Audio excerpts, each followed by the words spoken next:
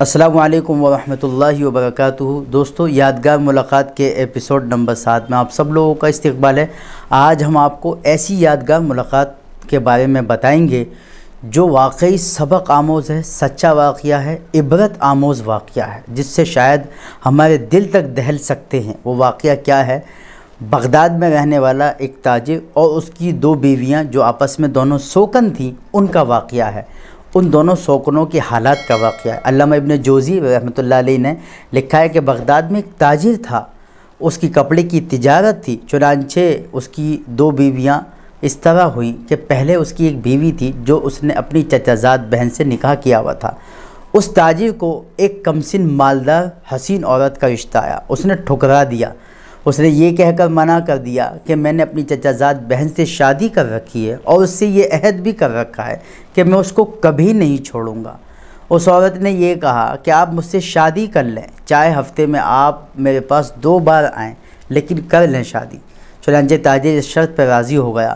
اس کے بعد وہ اپنے گھر آیا نکاح کرنے کے بعد، اور اپنی بیوی سے کہا، پرانی والی بیوی سے، اس سے کہا کہ آج میں اپنے دوست کے یہاں دعوت پر جا رہا ہوں اور رات کو میں نہیں آؤں گا، وہیں قیام کروں گا۔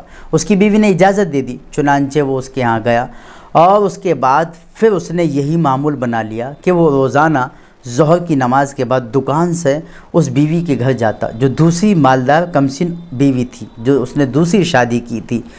جب 8 ماہ گزر گئے اس معاملے کو چلتے چلتے، تو اس کی پہلی والی بیوی کو شک ہوا کہ آخر یہ کہاں جاتا ہے، اور شوہر کے حالات کچھ عجیب عجیب سے لگنے لگے اور عجیب عجیب سی اس کی باتیں لگنے لگیں۔ چنانچہ ایک دن اس پرانی والی بیوی نے، جو اس کی چچا زاد بہن بھی تھی، اس نے باندی سے کہا کہ آج تم ان کے پیچھے جاؤ اور دیکھو کہ یہ کہاں جاتے ہیں۔ چنانچہ جاسوسی کے لیے اس نے اس کو بھیجا۔ وہ ظہر کی نماز کے بعد اپنی دکان سے اٹھا اور چل دیا۔ اس کو خبر نہیں تھی کہ آج اس کی باندی اس کا پیچھا کر رہی ہے۔ وہ چلتا گیا اور ایک گھر میں داخل ہو گیا، ایک بستی میں گیا اور ایک گھر میں داخل ہو گیا۔ وہ باندی بھی چپ چاپ اس گھر کے آس پاس کے پڑوس کے ہاں چلی گئی اور سارا حال پوچھا۔ پڑوسیوں نے کہا کہ ایک کمسن مالدار عورت ہے اور اس نے ایک کپڑے کے تاجر سے شادی کر رکھی ہے۔ چنانچہ اس کے بعد وہ باندی واپس اپنی مالکہ کے پاس آئی اور مالکہ سے سارا واقعہ سنا دیا کہ اس نے ایک کمسن مالدار حسین عورت سے ایک فلاں محلے میں شادی کر رکھی ہے۔ چنانچہ اس عورت نے صبر کیا اور کچھ نہیں کہا، اور باندی سے بھی یہ کہا کہ تم اس واقعے کو کسی کو مت بتانا، اور اس نے شوہر سے بھی کچھ نہیں کہا اور اپنے ہاؤ سوبھاؤ بھی نہیں بدلے۔ ایسے ہی وہ اپنے شوہر سے جیسے پہلے ٹریٹ کرتی تھی، ایسے ہی اپنا معاملہ بنائے رکھا اس نے۔ چنانچہ چند دنوں کے بعد جب سال بھر ہو گیا تو اس تاجر کا انتقال ہو گیا۔ اس تاجر نے ترکے میں 1000 اشرفیہ چھوڑی، 1000 اشرفیہ چھوڑی۔ ان 1000 اشرفیوں میں اس عورت نے 700 اشرفیاں تو اس لڑکے کو دے دی جو اس کا حق بنتا تھا، اور باقی کی آدھی آدھی کی 2 حصوں میں آدھی اشرفیاں اپنی باندی کو ایک تھیلے میں ڈال کر دی، اور کہا کہ فلاں عورت جو اس کی دوسری بیوی ہے اس تک یہ اشرفیہ پہنچا دو۔ چنانچہ جب وہ اشرفیاں اس دوسری بیوی کے پاس لے کے گئی باندی، اور باندی نے اس سے کہا کہ فلاں تاجر جو تمہارے شوہر تھے ان کا انتقال ہو گیا، اور ان کے ترکے میں اتنی اشرفیاں آئیں، اتنی ان کے لڑکے کو جو ان کی پہلی بیوی سے لڑکا تھا اس کو دے دی، اور اتنی یہ تمہارے حصے میں آئی ہیں۔ تو چنانچہ وہ رونے لگی، اور روتے ہوئے اس نے ایک پرچہ ایک صندوق سے نکالا اور اس باندی کو دیا، اور کہا اپنی مالکہ سے یہ میرا سلام کہہ دینا اور یہ پرچہ دے دینا، اور یہ بتا دینا، اس پرچے میں لکھا ہوا تھا کہ اس تاجر نے مجھے طلاق دے دی تھی اور میں اس کی مطلقہ ہوں، اور اس لیے میرا ان اشرفیوں پہ اب کوئی حق نہیں ہے، یہ لے جا کر اشرفیاں واپس ان کی پہلی والی بیوی کو دے دو۔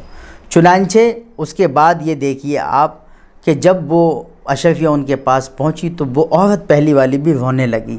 آپ اس یادگار ملاقات سے کیا سمجھے؟ اس میں عبرت ایک نصیحت یہ ہے کہ دونوں سوکن ہیں، اور سوکنوں کے بارے میں ہیں کہ وہ اتنی ایک دوسرے کی خون کی پیاسی ہوتی ہیں۔ کم مثالیں ہیں ایسی کہ سوکن آپس میں خوشی کے ساتھ رہ رہی ہیں، لیکن دونوں سوکن اور دونوں کتنی زیادہ امانت دار ہیں، اور امانت کتنی اندر کوٹ کوٹ کر بھری ہوئی ہے، اللہ کا خوف بھرا ہوا ہے کہ اس نے انتقال کے بعد، شوہر کے انتقال کے بعد اشرفیاں آدھی تقسیم کر کے وہاں پہنچا دی، اور اس نے جب یہ دیکھا کہ اشرفی آ گئی، حالانکہ وہ رکھ سکتی تھی، اس کو دوسری بیوی کو معلوم بھی نہیں ہوتا، لیکن اس نے اصل واقعہ بتا دیا کہ مجھے طلاق دے دی گئی تھی اور میرا ان اشرفیوں پہ کوئی حق نہیں ہے۔ اس نے بھی وہ اشرفیاں امانت کے طور پر واپس بھجوا دی۔